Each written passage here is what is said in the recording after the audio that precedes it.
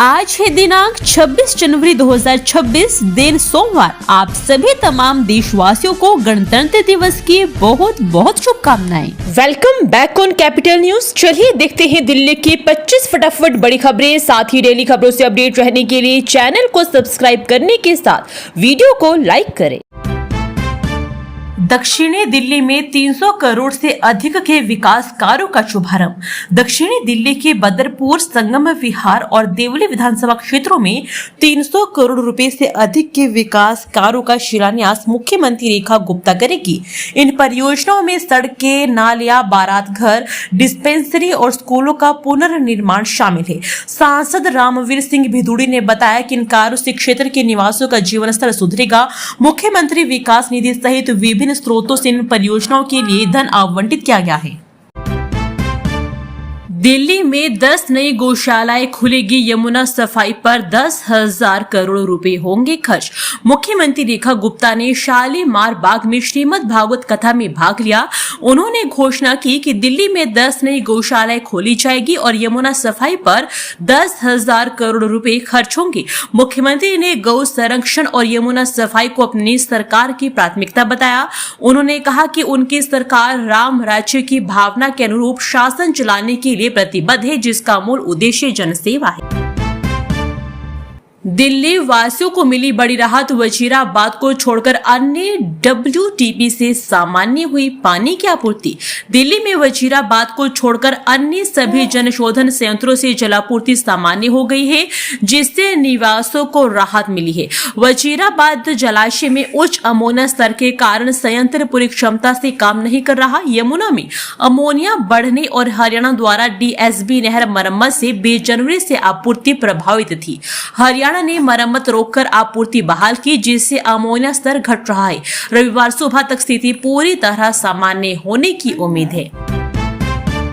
किराड़ी की शर्मा कॉलोनी में जल जमाव से बढ़ी लॉन्ग बूट की मांग, दाम भी बढ़े। किराड़ी की शर्मा कॉलोनी में 6 महीने से अधिक समय से जल जमाव है, जिससे लोगों को गंदे पानी से बचने के लिए लॉन्ग बूट खरीदने पड़ रहे हैं। बढ़ती मांग के कारण इन बूटों की कीमत 50 से 100 रुपए बढ़ गई है और स्थानीय दुकानों में इनकी कमी हो गई है। लोग अब ऑनलाइन या अन्य बाजारों से बूट खरीद रहे हैं, क्योंकि गलियों और घरों में कई फीट तक पानी भरा है, जिससे चरम रोग का खतरा बढ़ गया है। फर्जी दस्तावेजों से शेयरों की अवैध बिक्री, करोड़ों के कारपोरेट घोटाले में AOW ने दर्ज की FIR। दिल्ली में एक बड़े कॉर्पोरेट घोटाले का खुलासा हुआ है, जिसमें फर्जी दस्तावेजों के सहारे शेयरों की अवैध बिक्री और करोड़ों रुपए के फर्जी वाड़े का आरोप है। दिल्ली पुलिस की आर्थिक अपराध शाखा ने FIR दर्ज कर जांच शुरू कर दी है। मनी लॉन्ड्रिंग के संकेत मिलने पर ED ने मामले पर नजर रखी रही है। जियोन यूनिवर्सल प्राइवेट लिमिटेड की शिकायत पर यह कार्रवाई हुई है, जिसमें कई निदेशकों पर मिली भगत का आरोप। आउटर रिंग पर रोड जाम का एलिवेटेड समाधान। केशवपुर से हैदरपुर तक बनेगा 17 किलोमीटर लंबा कॉरिडोर। दिल्ली में केशवपुर डिपो से हैदरपुर तक 17 किलोमीटर लंबा कॉरिडोर बनेगा। PWD ने 9 करोड़ रुपए से अधिक की लागत से व्यवहार्यता अध्ययन को मंजूरी दी है। इसका उद्देश्य आउटर रिंग रोड पर यातायात जाम कम करना और लाखों यात्रियों को राहत देना है। यह परियोजना उत्तर पश्चिमी दिल्ली में कनेक्टिविटी सुधारेगी और दैनिक आवागमन को सुगम बनाएगी। अध्ययन में यातायात सर्वेक्षण और लागत लाभ विश्लेषण शामिल होगा। दिल्ली में प्रशासनिक ढांचे में बड़ा बदलाव। राजस्व जिलों के अनुसार बंटेगी सभी विभागीय सेवाएं, दफ्तरों के चक्कर होंगे कम। दिल्ली में प्रशासनिक ढांचे में बड़ा बदलाव हो रहा है।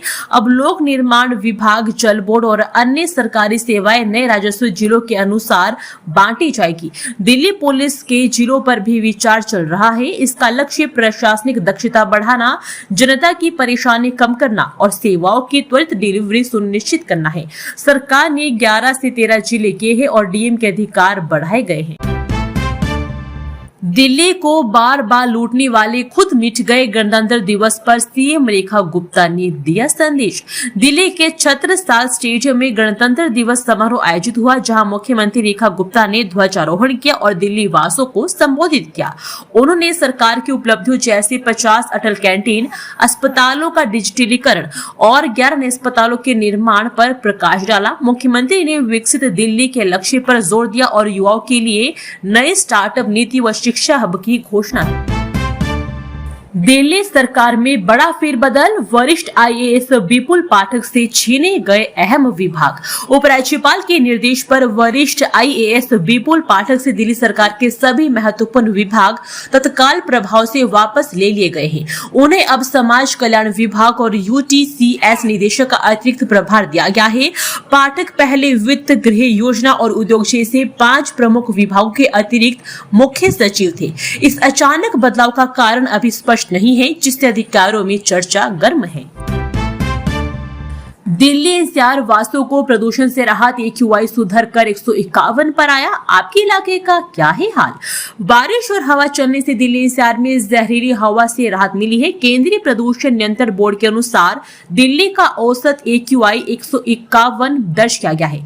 नोएडा में 184, ग्रेटर नोएडा में 170, गाजियाबाद में 203 और गुरुग्राम में 225 AQI रहा। मौसम विभाग ने 27 और 28 जनवरी को तेज हवाओं के साथ बूंदाबांदी की संभावना जताई है, जिससे प्रदूषण में और कमी आ सकती है। डीटीसी बस डिपो में व्यावसायिक वाहनों के लिए स्थापित होंगे चार्जिंग स्टेशन। सरकारी बसों को इलेक्ट्रॉनिक बनाने की योजना। दिल्ली परिवहन निगम बस डिपो में इलेक्ट्रिक व्यावसायिक वाहनों के लिए चार्जिंग स्टेशन स्थापित कर रहा है। ओखला, नरेला और द्वारका में लगभग 11 करोड़ रुपए की लागत से ये स्टेशन बनेंगे। इसका उद्देश्य इलेक्ट्रिक वाहनों को बढ़ावा देना और वायु प्रदूषण कम करना है, जिससे सार्वजनिक बस बेड़े को ई बसों में बदला जा सके। गणतंत्र दिवस पर सुरक्षा के किए गए पुख्ता इंतजाम। दिल्ली की सीमाओं पर रखी जा रही है कड़ी निगरानी।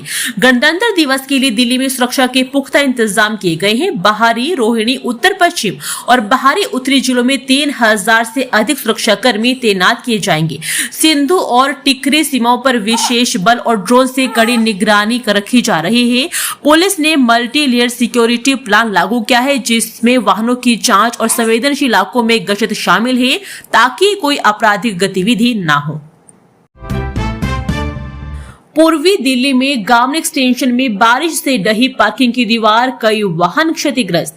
तेज बारिश के बाद पूर्वी दिल्ली के गामन एक्सटेंशन में एक पार्किंग की 50 फीट लंबी दीवार ढह गई। इस हादसे में गली में खड़े आधा दर्जन से अधिक वाहन क्षतिग्रस्त हो गए। गनीमत रही कि घटना के समय कोई मौजूद नहीं था। स्थानीय लोगों ने जर्जर दीवार और अवैध पार्किंग को लेकर शिकायतें अनदेखा करने का आरोप लगाया है। पुलिस मामले की जांच कर रही है। तेज समय पर खत्म होंगे दिल्ली के तीनों लैंडफिल साइट के कूड़े। निगम आयुक्त संजीव खिरवार ने दिए सख्त निर्देश। नवनियुक्त निगमायुक्त संजीव खिरवार ने ओखला लैंडफिल का निरीक्षण किया, इसे अपनी प्राथमिकताओं में शामिल किया है। उन्होंने अधिकारियों को दिल्ली के तीनों लैंडफिल को निर्धारित समय सीमा में खत्म करने के निर्देश दिए। खिरवार ने कूड़ा निस्तारण परियोजनाओं की समय पर पूर्णता पर जोर दिया और साप्ताहिक समीक्षा करेंगे। लक्ष्य है कि दिल्ली के कूड़े के पहाड़ों को तेज समय पर हटाना, जिसमें ओखला जुलाई 2026 तक शामिल है। दिल्ली का सदर बाजार जल भराव, कीचड़ और जाम से जूझता एशिया का सबसे बड़ा बाजार। सदर बाजार में जल भराव, कीचड़ और सीवर जाम की गंभीर समस्या है, खासकर बारिश के बाद। दशकों पुरानी सीवर लाइनें और अवैध अतिक्रमण यातायात जाम और सुरक्षा चिंताओं को बढ़ा रहे हैं।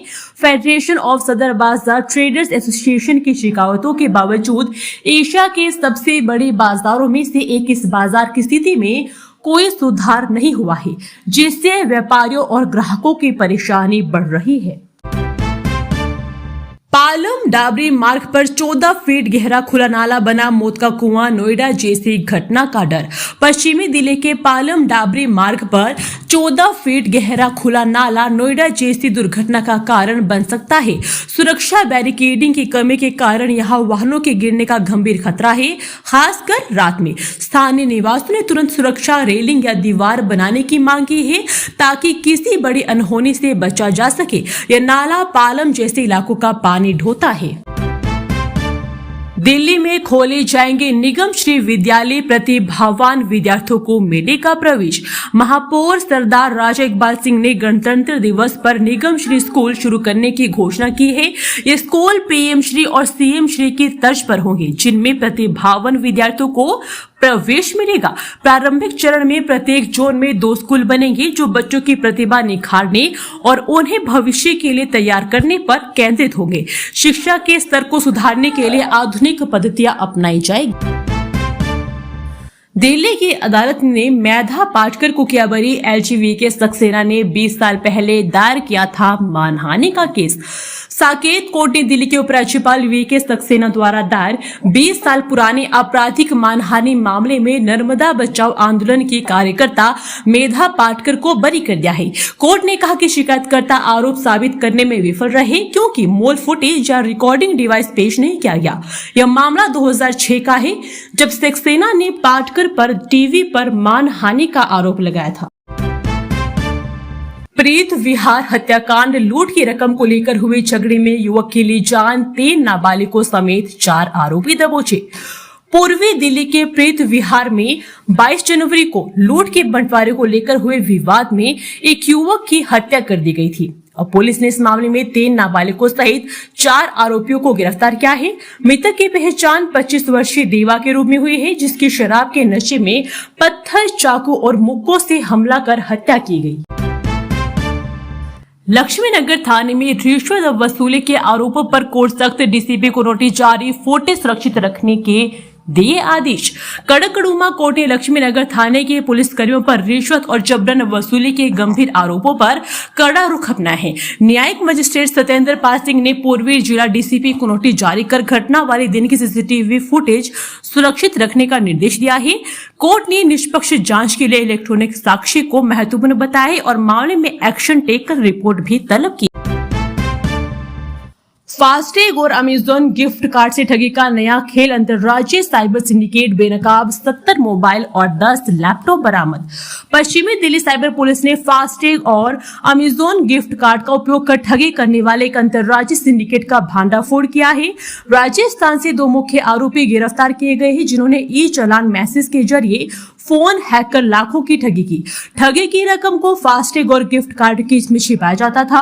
पुलिस ने 70 मोबाइल, 10 लैपटॉप सहित भारी मात्रा में उपकरण बरामद किए हैं। इंडिया गेट से राष्ट्रपति भवन तक तिरंगे की रोशनी, गणतंत्र दिवस से पहले देशभक्ति के रंग में डूबी दिल्ली।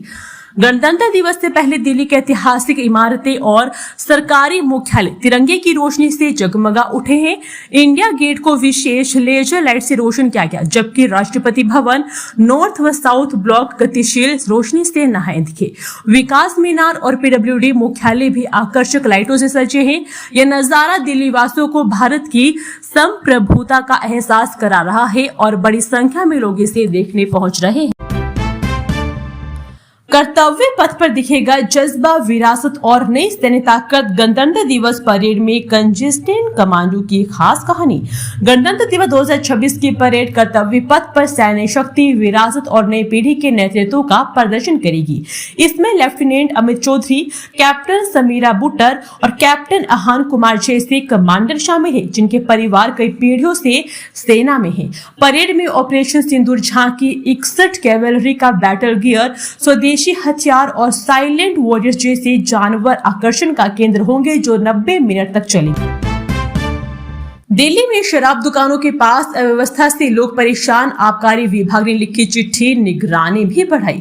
दिल्ली आबकारी विभाग ने शराब की दुकानों के आसपास का माहौल सुधारने के लिए जिला अधिकारियों और पुलिस को पत्र लिखा, साथ ही अधिकारियों को निरीक्षण भी बढ़ाए हैं। हालांकि बाहरी दिल्ली सहित कई इलाकों में सार्वजनिक रूप से शराब पीने और अव्यवस्था की शिकायतें जारी है, जिससे लोगों को परेशानी हो रही है।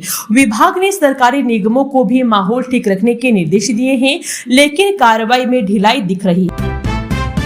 फर्जी दस्तावेजों से शेयरों की अवैध बिक्री, करोड़ों के कॉर्पोरेट घोटाले में ईओडब्ल्यू ने दर्ज की एफआईआर।